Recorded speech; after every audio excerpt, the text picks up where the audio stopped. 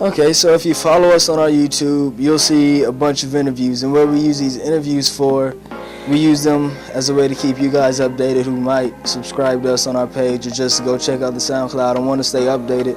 And being that we don't necessarily shoot vlogs, we all just do these interviews to keep you guys updated. I hope you enjoy. Baby girl, my baby girl, you call yourself his baby girl, but I can make your world a whole lot brighter. Go throw a couple more logs in the fire. Watch it burn, baby, watch it burn. Let's watch it burn, baby, watch it burn. Watch it sizzle.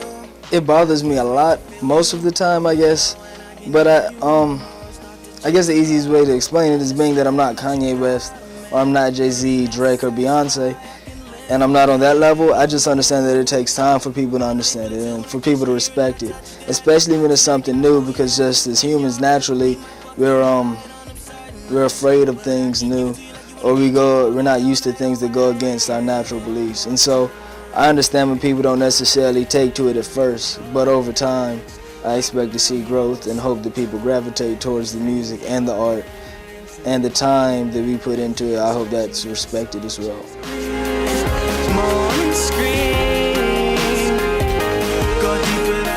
Well, for me, I think the easiest part is having the idea, and the idea is the easiest part, and the hardest part is bringing it to life.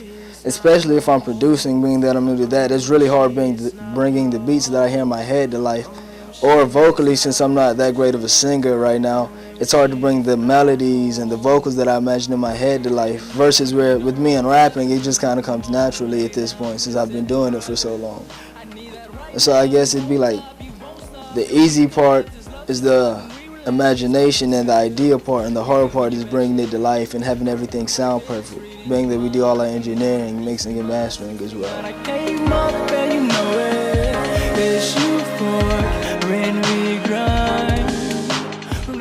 mean, I guess as far as learning, it just comes with experience, because the first show we were very non-interactive, I guess, but what it really comes from is just sitting online and I watch my favorite artists perform all the time, artists like Kanye, John Bellion, Logic, and like when I just watch them perform and I see how they interact with the crowd and how much energy they give, that's where my performance spirit comes from, and that's what I want to give to the crowd, because I want them to feed off of me as well. And as maintaining the energy it just comes from, being excited to perform a show. Every time I get to go out, perform shows, especially the last one, which was on the road and not in my home city, it just makes me happy, and I just want to give that back to everybody and help them feel that. Everything you don't do, you don't look me like you do. Why not right now?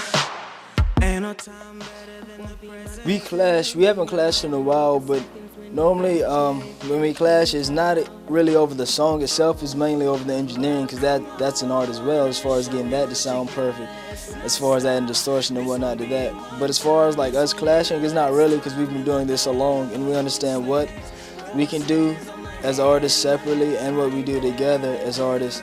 And so we've kind of understand the sound that we make together, and we kind of know what to expect out of each other, so it kind of naturally just meshes together.